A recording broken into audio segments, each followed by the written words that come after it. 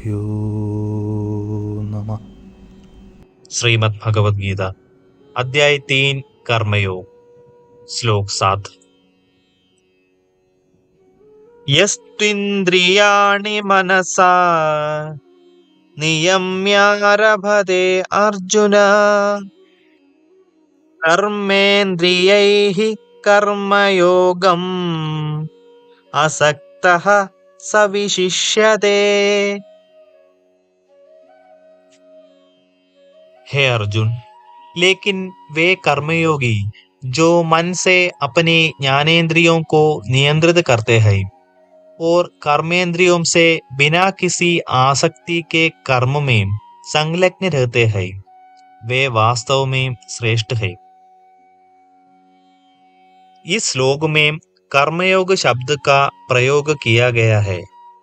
यह दो मुख्य अवधारणाओं के सामंजस्य से बना है। कर्म अर्थात व्यावसायिक कार्य और योग अर्थात भगवान में एकत्व।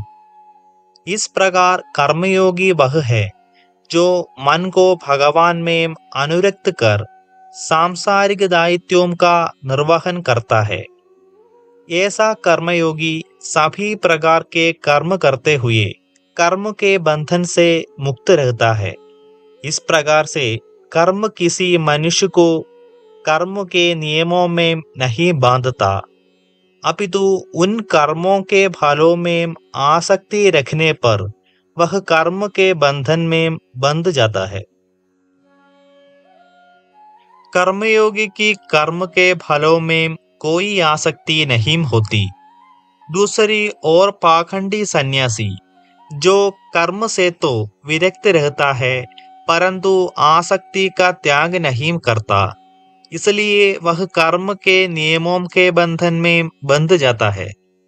यहाँ श्री कृष्ण कहते हैं कि गृहस्थ जीवन व्यतीत करने वाले व्यक्ति जो कर्मयोग में रत रहते हैं, वे मन से निरंतर विषय भोगों का चिंतन करने वाले मिथ्याचारी सन्यासी से अधिक श्रेष्ठ है।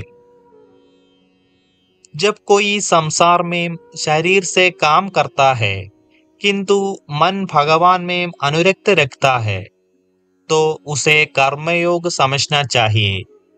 जब कोई शरीर को आध्यात्मिकता या भक्ति में लीन करता है किंतु मन को संसार में आसक्त रखता है, तब उसे पाखंडी मानो। आगे हम विस्तार से चर्चा करेंगे।